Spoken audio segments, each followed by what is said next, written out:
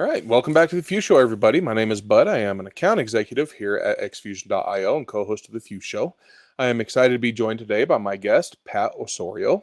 Pat is the co-founder and CRO of Birdie, a product intelligence platform that helps companies build and optimize winning products by automatically analyzing customer opinions and feedback from multiple data sources.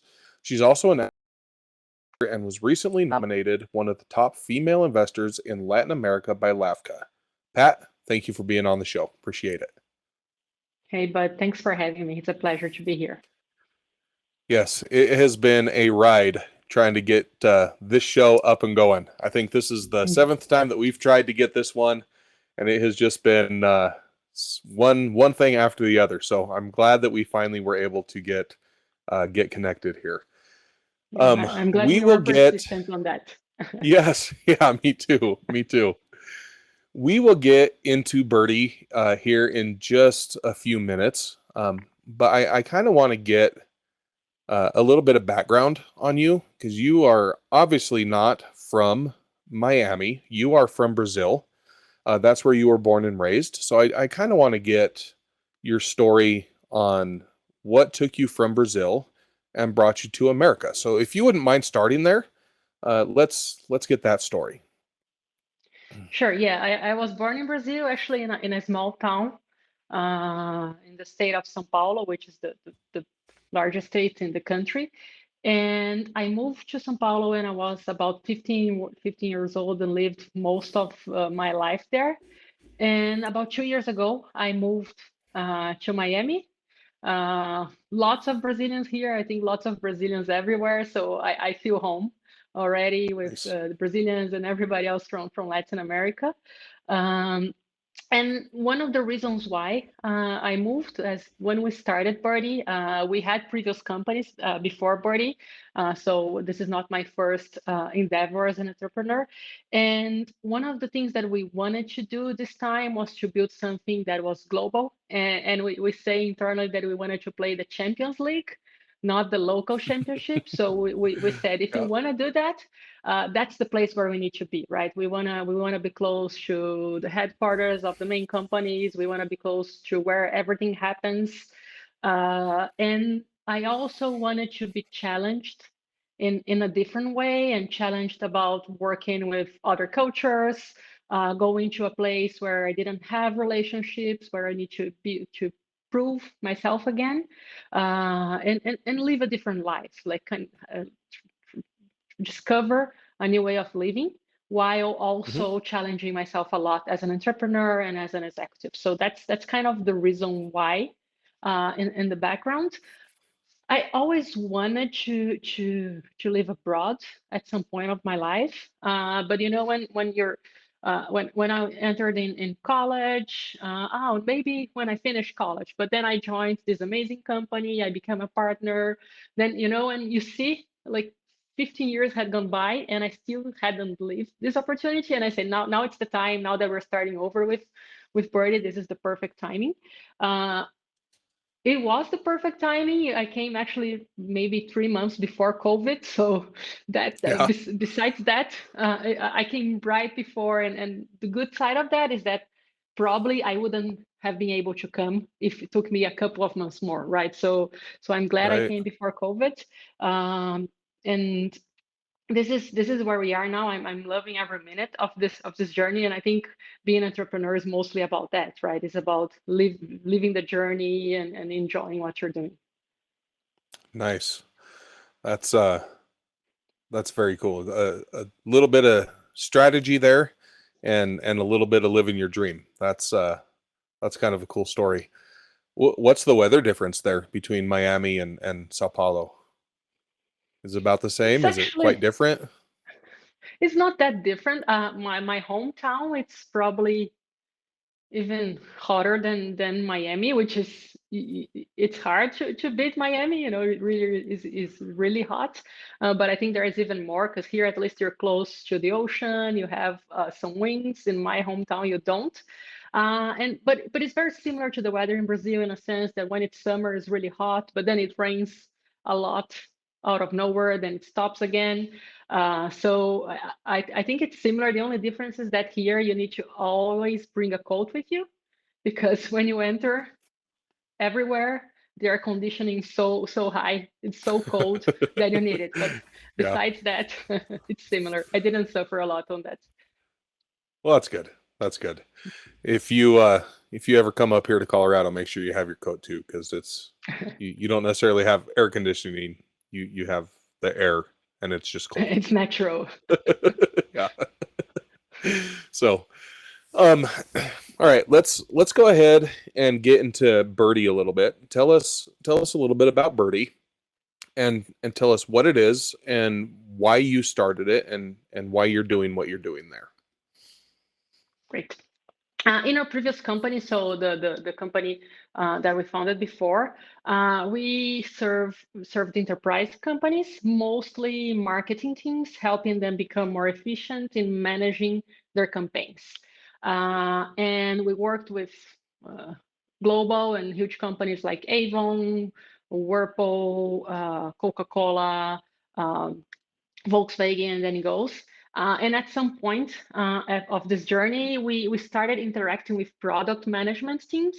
And then we noticed how product management teams were lacking tools to support them. So if you look at marketing, if you look at HR today, if you look at finance, there's a lot of technology helping these teams become more effective. But if you go to the product managers, mostly in physical products. I think product managers that manage digital products have a lot of tools to support them, but those guys are still using PowerPoints, Excel files, exchanging a lot of emails, trying to capture customer feedback, understand what the trends are, maybe doing some market research to discover what consumers want, and so they can plan and launch new products. And that really struck us, because we were coming from a space where technology was all over.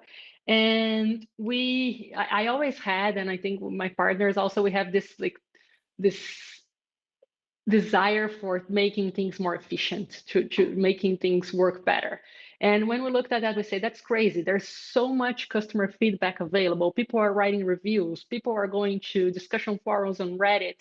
They're calling companies to ask for things and to complain about things. And all this information, all this feedback is being captured sometimes. Sometimes it's not even being captured by the companies, but even when it's captured, it's in silos. So customer service, it's responsible for a part, then marketing for the other part, but the product manager, the person who is behind defining the strategies, the features, the prioritization, it doesn't have access to that information in a constant basis, and they can really get insights from that. And that's the opportunity we saw. We say, okay, maybe we can help them by do that. And we see the product managers at the core of the companies. And then we decided to start Birdie to do exactly that. So pretty much what we do, we collect consumer opinions from already available sources. So we capture reviews, we capture discussion forums, we connect to internal customer service platforms like Zendesk, Freshworks, anything that has customers' opinions. We process that using artificial intelligence, and then we automatically show to our clients what is working, what is not, what they should fix in the product, what are the opportunities in the market so they can launch new and better products. And they use Birdie to be their data-driven voice and pulse from the customer. Nice. And you not only just give it to them and say, hey, here's all your reviews, right? But you can put it into different forms and graphs and all kinds of different data for them. So it's in a really nice, neat package, so that they can see how everything is coming together. Correct? Exactly. We have several proprietary metrics that weighten things. So we can tell them, okay, this feature is being mentioned several times. It's trending, it's not trending, it's impacting satisfaction highly or not. So it goes much way beyond getting ratings, getting sentiment. It brings a lot of analysis in the back that is automated. So for instance, our clients can have automatically generated SWOT analysis for the products, just to give an example. Nice. And I was looking at your timeline as my earbud is falling out of my ear. I was looking at your timeline, and it's pretty awesome that you see this pain point in the market, and you go to start this, and your very first customer is Samsung. I mean, that's not a small customer. Like, you start off with a bang, um, and then you get Toshiba, P&G, Microsoft, HP. Like, you get some pretty big players in this market that you're working with. Um, like, how do you land these big companies? And I mean, these are big names, big players, and I mean, that's pretty decent to start with. Yeah, I think there's a lot of work and a lot of luck, I think, Hmm. like being maybe on the right place at the right time, being a little bold. So approaching people, telling them about our dream, showing that we're hard workers and that we will deliver what we're promising and what we're envisioning. I think Hmm. there's a lot of that. With Samsung specifically, it was interesting because we participated. They have in Latin America an acceleration program for startups. Is a non-equity acceleration program where they select startups, normally 10, that they are going to help improve their products. And we were invited to participate in the program by Samsung. So we established a connection with them right at that moment. And we were like inside Samsung, like discussing with their product development teams, innovation teams, what Birdie was doing, how we could improve our product. At the same time, they were giving feedback about what we were showing them. And that's kind of how the first relationship started. And at some point at the end of the program, they said, actually, I think I can be your client. I think I have an issue that you can help me solve, that you can help me fix. And that's how our relationship with them started. So I think there's a little bit of luck there, right? Because Yeah, absolutely. they But kind of awesome. kind of build the product with us. And it's after that, I think your first customers are always the harder one, because that's when you don't have like, you have nothing to show to them. They just need to trust you. It's pretty much them telling them, and they say, okay, I believe you. And I think there's a lot of that, like being, especially if you're selling as a startup to enterprise clients in the beginning, you need to be very transparent. You need to show to them that you're really there to deliver something. And I think that's what we did. And here in the US, as I mentioned in the beginning, it wasn't like Brazil, where we knew people, where we had been working in that industry for a lot of time. So we started from scratch. But of course, we used, for instance, the being Brazilian. And we started reaching out to Brazilians. We started asking our friends who lived back in Brazil if they knew somebody here that could listen to us. And I think being very open to receiving feedback and saying that we wanted to learn. And actually, we got some clients by just getting to them and saying, I want to learn from you. I want to hear what's your pain. I want to show you what you're doing and get feedback. And then again, the relationship started. And at some point, they say, oh, I think I can be your client. I think you can help me. So this first sales are all about that. And now we are Hmm. getting to a different moment, which is transforming that into a real sales machine. So how can we scale that? Because those relationships, those conversations won't be like how we're going to sell forever. But I think for the beginning, it was how it worked. Nice. So a little bit of luck, but being bold. You said that in there as well, and I think that is a lesson for other people to hear as well. One of the other people I had on a couple days ago, that was his big thing was you don't get if you don't ask. right? And the people that say no, like they're going to forget about you anyway, and they didn't care. So like True. why not just ask anyway? So I mean that's a big it's just a big deal. Ask. You don't know. But with the clients that you have, and I'm sure you have some smaller ones there too. I mean, but you have some really big players, which just goes to show that the pain point that you found is a pain point for a lot of people. I mean, they need to know what their what their clients are thinking, and they need a concise and clear understanding of what their product is to the people, and you're giving it to them. So good job. I think it shows pretty well in your product, with the clients that you have. So I don't know. I think you're doing well. Thank you. Um, We're just in the beginning. yeah, and yeah, I think that you have, upwards and to the right. I think that you're going to go good, go places. Um, so I kind of want to talk about, since this is a show for founders and about founders, um, kind of how you brought your team together. You have multiple co-founders. You don't all live in the same area, from what I understand. So how did you find each other? Kind of what roles do you play, and how does that play out practically, since you guys aren't in the same area? How do you make that work? Um, Mhm. is it all Zoom? Do you guys meet together, every so often? How does that play out? Sure. Cool. Three of us. So we are in four founders. Three of us. We all met in this previous company. So I won't go a lot into that. But one of them is the original founder. He founded the company maybe 20 years ago. Then I joined. A couple of years later, I joined and became a partner.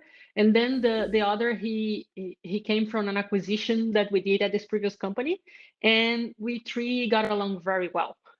Since this previous company, we've been working together in projects. One of them, Rodrigo, he's more a technical guy. He's the product leader in our company today. He has the vision of the product. He builds it. He thinks about it. He interacts a lot with the clients, with me to understand what we should prioritize. Then I'm more focused in marketing and sales, business development, which is what I did a lot in this previous organization. Alex, he's the one with more experience in doing business. He's an endeavor entrepreneur. He founded this company originally, so he's leading finance, and he's our CEO. And then the three of us, we working together at this previous company. We saw this opportunity, as I mentioned, and then we started discussing. And at some point, we say, okay, we are so keen about it. We're thinking so much about it that we should leave the company that we founded, that we were working previously, to focus on this new dream, to focus on Birdie. and and we knew that was a piece missing, right? So it was the three of us, Hmm. but we wanted to use AI, we wanted to use high-end technology. No, none of us had this knowledge. Then we went shopping. We said, okay, we don't know anybody. We need to find the right person. It won't take. It won't be quick, right? If you're looking for a partner, is a marriage, right? It's somebody that will Hmm. be with you for, hopefully, for a long time, and you're going through great moments, but also really tough moments together. You're going to have discussions, disagreements. So you need to have, like in my belief, like a very aligned vision, and a very aligned values. So if you don't share the same values, down the road you probably have problems. uh, we started asking everybody we knew if they knew somebody. We wanted to talk to people, and then probably, I would say, we probably spoke to more than 30, 40 different people. And then at some point, one of them, it was a guy that was referred to us. He seemed like the perfect person. And then he said, "Oh no, I have my startup. I don't wanna do that. But I know that guy that is even better than me. then he introduced to Everton. And when we met, Everton was like, he normally tells the story, he had goosebumps, when we started telling him what we wanted. He said, oh my God, this is all I wanted to hear, this is what I was looking for. And right away it clicked, and we knew, and he knew it was meant to be like this partnership, that he was the guy that we were looking for. He had a startup too. He was a solo founder, and he Hmm. knew that he wasn't strong in product. He knew that he wasn't strong in sales. So he knew that he needed people who were complementary to him. And then he joined us, and that's when we officially started. So before meeting Everton, we were probably for 6 months like looking for the right person to join us. And then when he joined, that's when we felt that was the right moment to officially start the company. Um, that said, like we're still in a moment where everybody does a little bit of everything, but of course, like as I mentioned, we have our own roles, and I think the nice thing about that is we are very different, but we collaborate a lot on everything that we're doing. So I think those different minds coming together is how we are able to deliver things that are better than if we were doing individually. Sure, that's good. I don't know how solopreneurs do it all. They're Yes. amazing people that can do that. Um, I look at my two co-founders, and they're completely different people in a lot of ways, and they complement each other pretty well. But I also don't know how more than two people do it. That's why I kind of asked that question, because I think then it gets kind of harder the more people you add, because it's just more voices and more. It's just more, it's just hard.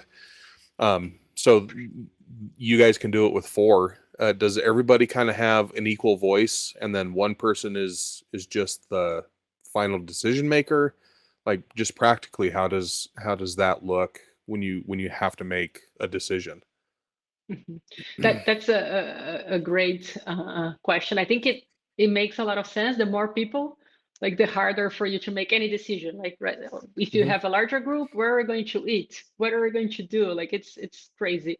Uh, we have a very horizontal discussion. So normally, depending on what it is, for instance, if it's technology related, Everton is the guy who knows the most about it. He and Pence are the both with the technical background, so they kind of like have a stronger voice and a stronger vote.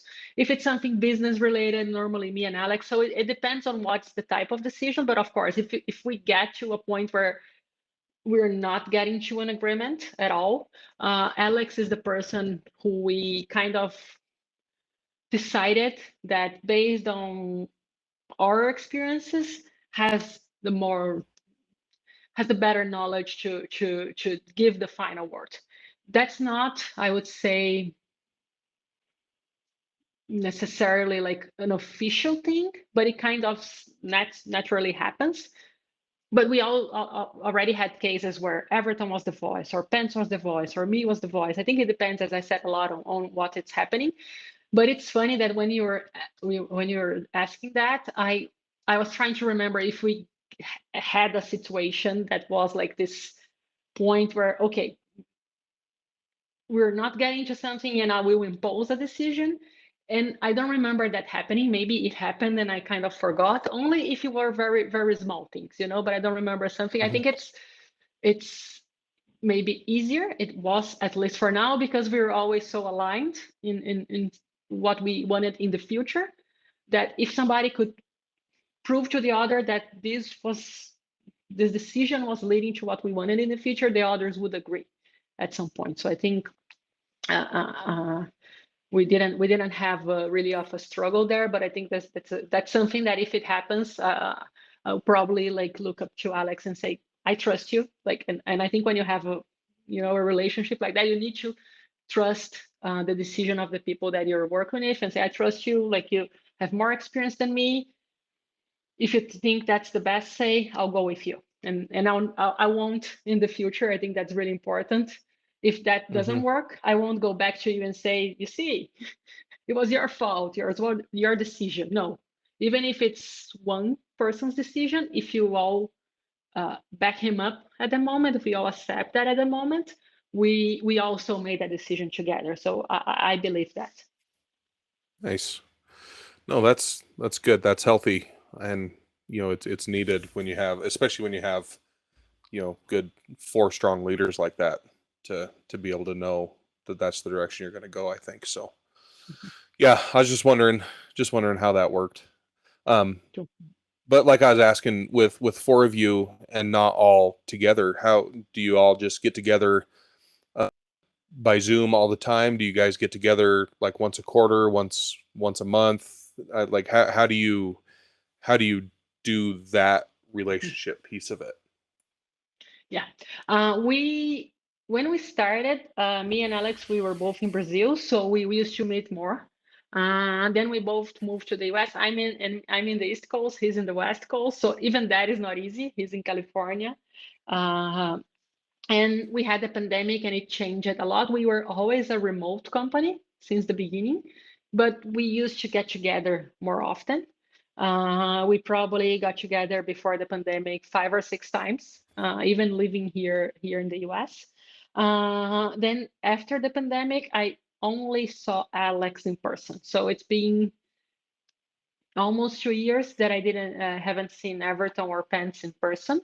We are planning to get together at the end of this year with all the team in Brazil. Uh, and the team in Brazil, we are planning again for next year because in Brazil, things are starting to get back on track COVID wise now. So until a couple of months ago, people couldn't even leave their houses. Um, and we want to have at least quarterly meetings between them. I met Alex 1 month ago, and it's funny because we were so used to the online thing because Hmm. of the what we were living that when we met was almost, oh my God, I didn't remember how much I missed that because it's different, right? Sure. So like so I think we want to do this more now that things are back on track. Maybe meet once a month, once every 45 days, at least the US team, and then the Brazil team. So we'll have our separate cells, and maybe once a year, everybody. But yeah, Nice. we Zoom every day. Every day we have at least one meeting where we are all together discussing something. That's awesome. Now, most of your employees are in Brazil, correct? Yes. Like that's where the majority of your employees are at. Yeah. Yes. Yeah, we Yeah, have that's awesome. 3 people here in the US so today. Yeah. That's kind of how we are as well. Like there's the two and me are in the US, and then most of our employees are in Kenya, and then our second biggest cohort is in the Philippines. Um, Mm. so we get it. Like we are starting to plan to get For you is when things happen. nice. No, and I was thinking for you is even harder because the time difference is worse than ours, right? Yeah, yeah. So and then our clients are kind of spread out all over everywhere. So our teams are, most of them work you know central or eastern time hours. We have a couple clients that are on west coast hours, but then we have a couple clients in the UK. We have one client in New Zealand, and we have a couple clients in India. So we have a few people that are pretty jacked up on the time that they work, but we make it work. Um, but yeah, it's fun, trying to keep everybody up to date, and Slack helps a lot for sure. For sure, for sure. It's For sure. challenging. Yeah. Yeah, it is. Um, so I kind of want to stick on the subject of founder and you guys, the way that you guys are running the business. You are are an investor as well. You have some background in investing. So did that kind of steer the boat on how you guys were gonna go about running Birdie? Was there ever any thought of bootstrapping Birdie, or did you always want to go about go about the investor route? And did your background in investing kind of steer that at all? And what about your other co-founders? Do they have background in investing as well? No, actually, for our previous company, were bootstraps. And when we started Birdie, for a few reasons, we said no. This time we look for investors. So and especially investors that can help us, right? Because as I mentioned, we want to be challenging. We want to build something that is relevant, that really makes a difference, and we know that we need help. We need smarter people than us with more experience in other things to help us build that.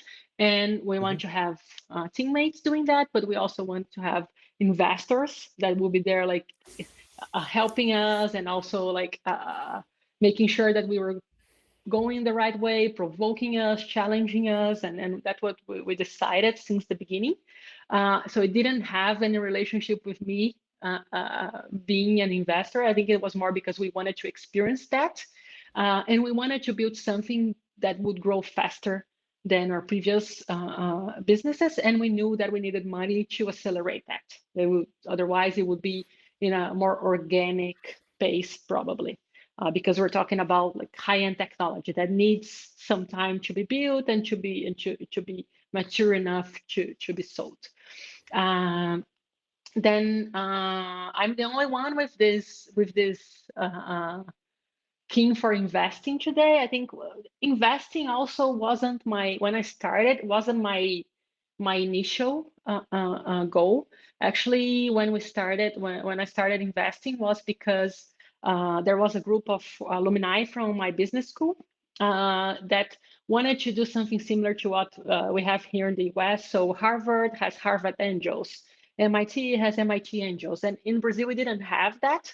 We didn't have that group of alumni that were together looking at startups. And when we looked at, and I'm talking about 3-4 years ago, when we looked at the investment scene in Brazil, we had like a gap.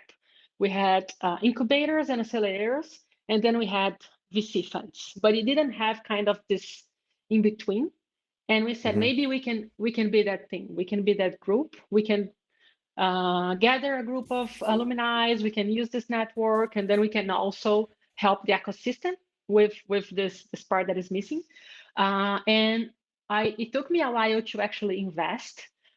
First, I was more focused into building the group, creating the process, bringing the investors. So I was more focused on the organization of the angel investment group.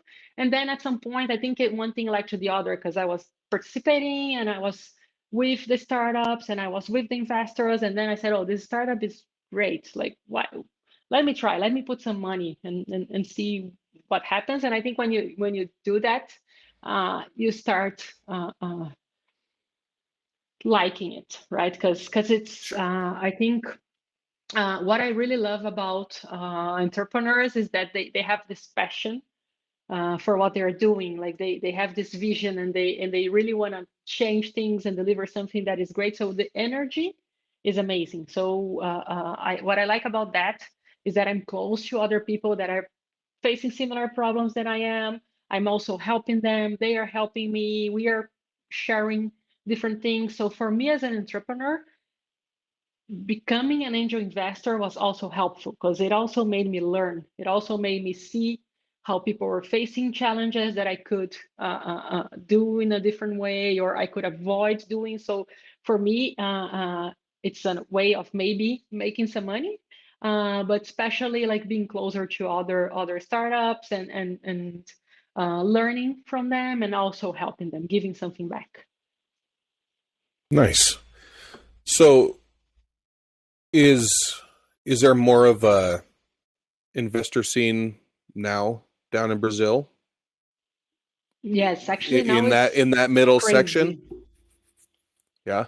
Yes, I think one of the things that I'm proud about this group, about GV Angels, is that after we did it, 4 or 5 other schools started doing the same thing. So and of course it's not a competition, right? We actually invest together in several deals, Awesome. and I think it was good that uh, uh, uh, we started, and then even actually a few of our first members said, "Oh, I studied at other school. I would do the same thing for my school," and then they started, "Oh, I also did." So we probably have today like groups like ours, 5 or 6 new ones. And Brazil is like bursting when it comes to startups. There's a lot of money going there, a lot of investments happening, a lot of unicorns that are recently companies that became recent unicorns. So it changed a lot. I think we started just a little bit before the ramping, and now like everything is happening.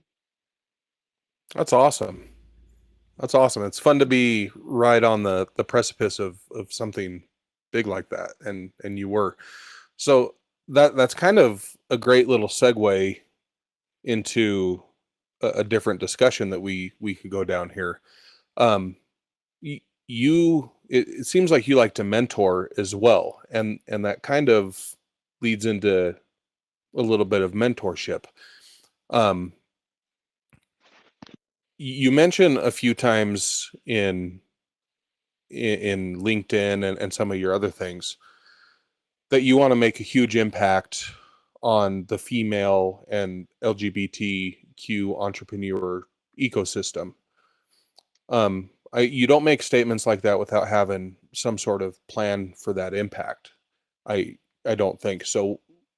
You like to be a mentor for that. What is your plan for mentoring the female and LGBTQ ecosystem there, and why is that so passionate for you?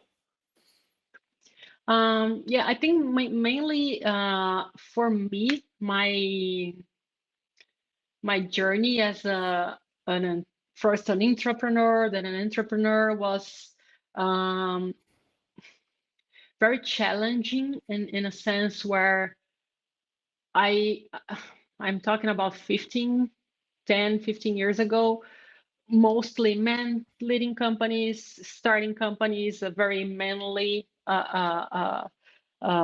environment. So I remember like I, I I I was going to events where they were inviting executives and their wives, like thinking that executives would only be men, when the couples would be only heteronormative couples, and probably because I was more insecure, like, oh, maybe if I show who I am, I won't get a space, people will see me in a different way.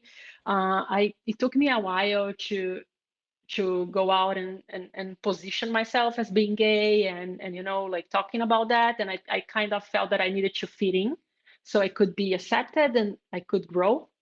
And I think that is happening less today because people have more examples, right? More people are coming out and saying what they think and saying who they are. And but I still think that happens a lot. I still think that there's a lot of people there that when they uh, look out there, they only see mostly men, mostly hetero people, or like the traditional pattern. So people that are very alike, and it's harder for you to be inspired if you don't see yourself at the people that you're looking up to, because Hmm. then you tend to think, okay, I need to change who I am to get somewhere, to get what I want to be. And I think that's one thing that I want to change, uh, and I think not necessarily you need to do big things to make that happen. I think one of the first things is be an example.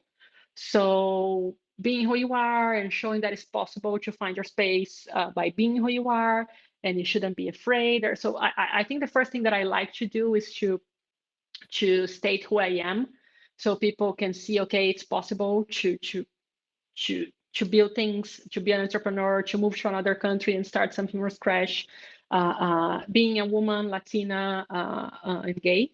because I want people to see that and say great, and I want people to also reach out to me if they feel that they need to talk to someone that maybe has faced or that is facing something that they are.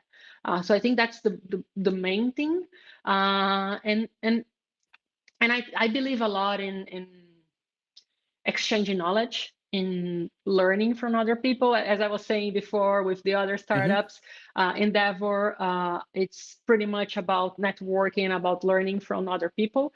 So I think the not necessarily like labeling me as a mentor, but labeling me as somebody who is open to discuss, who open to share experiences, open to helping other people that are facing something that they think I can help. I think this is the one thing that I'm I'm advocating for. And inside, specifically inside GV Angels, like since the beginning, I try to push us to bring more female investors, to bring more female founded startups, which in the beginning, I don't have the current number, but in the beginning, I remember we had like probably 1 out of 10 startups that had a female founder. Now we probably had about 30-40%. So we were able Oh, to grow that. Same thing with investors. We have much more women investing, and we always try to have like this diversity, right? To bring people and support people with different backgrounds, with different experiences. So I think it's what I want to do. And actually, I want to do it more. I think I today am more passive in that. So I wait for people to reach out to me, then me going proactively talking to others. But I think also like if you uh, raise the bar too much, you might not even start. So my concern is, okay, I need to start doing something. I need to start telling people about my story, telling people that there's no problem being who you are. And then little by little, I think things can happen and this can grow into something bigger. But I didn't want to wait until I had like a perfect plan of what I was going to do and what would be the thing. I think this can happen organically too. hmm. Well, you just told people, so there's a start. Yeah, for sure. Well, no, that's good. Um, I I wanted to bring that up because that's obviously part of who you are, and the show is for you and about you. Um, so yeah, thank you for telling people who you are and why that's passionate for you. And um, anybody that's watching this, if if you want to reach out to her, we'll tell you how to do that at the end of this show. Um, but obviously, you're willing to talk to him, so that's that's a good thing. Um, I want to go back a little bit, and we're coming up on the end of this show because you've got a call here that you need to take here in just a little bit. Um, but we alluded to it here uh, just a little bit ago, and most of your people are in Brazil. Um, so you're a completely remote business, and there's a little bit of lag between your time and where your people are. Um, your co-founders are all in different areas, but how do you oh, just lost my place. How do you deal with that as a founder, just dealing with being a completely remote and all your people being in a different area? I know that we do it, mostly by Slack and just building our culture, trying to build our culture from day one the way that we wanted our culture to be built. And we have a really good culture here at Xfusion, um, where we're open and we can be reached, pretty much anytime if we need to be. And we've gone from a top down level to where we've we've taught our leaders at the different levels how we want them to lead, and now our leaders have taught, have brought that down to their people underneath them, that they know that they're open for discussion. Um, how do you go about that being completely remote and in a different country? Yeah, I think that's challenging. I'm actually like participating in an Endeavor program, scale up program. And one of the things that we're discussing a lot, the entrepreneurs, is the challenge to keep culture and to actually even strengthen your culture in a remote world. I think it's challenging for sure. I think some of the things that we do, and we were talking about this yesterday, is like, first, as the founders, we need to show that we are available. We need to make ourselves available, similar to what you said that you do, and show that we're vulnerable too, right? So we don't know all the answers. We ask them for Hmm. help. We try to have a lot of conversations with the team about that. We do have some rituals. Some of the teams, they have their dailies. We have a weekly meeting between everybody in the team. We have some things that are more related to our values and what we believe culture-wise. So, for instance, we have every 15 days a mindfulness session with a monk that pretty much helps us to discuss mindfulness. We do meditate for 15 minutes, and that's kind of in the middle of the day. So this is something that we believe. We discuss a lot with our employees about health, about exercising, about managing your stress. So, because if we are living this and feeling this, they are too, and we want to show them that we are facing anxiety, we are dealing with things. So you probably are. Talk to me about it. Let's discuss it. And we know you're human, right? So um, I could bring some examples of that. I think it's all about knowing what your values and make sure that you're living by them. Otherwise, they're just like in your wall and they are not real. But uh, first thing in our opinion is we're talking about people, right? Hmm. We need to remember there are people. They are not machines. They have their personal things. They have problems. They have good and bad days, and we need to be open and let them know that we know that and that we're here to support them. We like to have a culture of transparency. So if you're not in a good day, and I think that also relates a bit, of course, like we have clients, we need to be available for them, but we do have some flexibility. Like, okay, if you prefer to start a little bit late, let's do something that let's when we can do meetings in a later time. Or if you're not feeling well today, you can stop and you can come back tomorrow. So we kind of have like this building this trust relationship again. I think that's our culture. At the same time, we do have goals. We we do use OKRs, we measure performance, so we try to combine that. Again, it's challenging. I think it's much easier when you're all sharing the same roof in an office. But I think we're learning a lot. We use Discord, not Slack, but it's pretty much the same. And actually, the reason why we moved to Discord instead of Slack is what because a lot of the people in the team already use Discord and they prefer the voice channels where you can just enter, you don't need to call people. So just some details.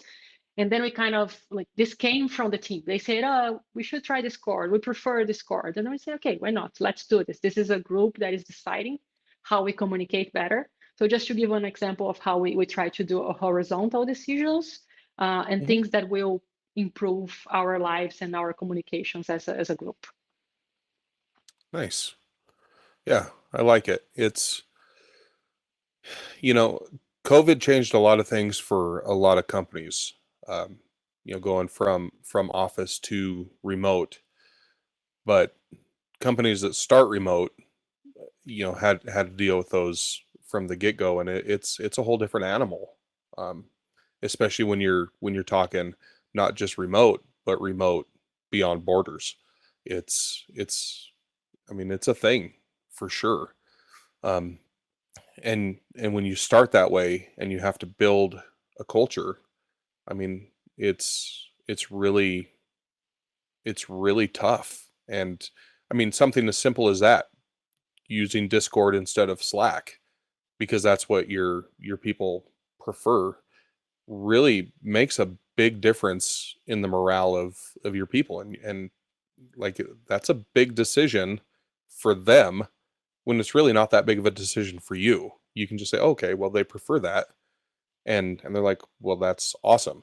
Don't make me change to Slack because we prefer Discord, and the morale shoots up, and you just don't even really think about those kind of things, in the moment, but it makes big impacts for your people. So yeah, I was just wondering, because I mean, there's companies out there that deal with this stuff all the time.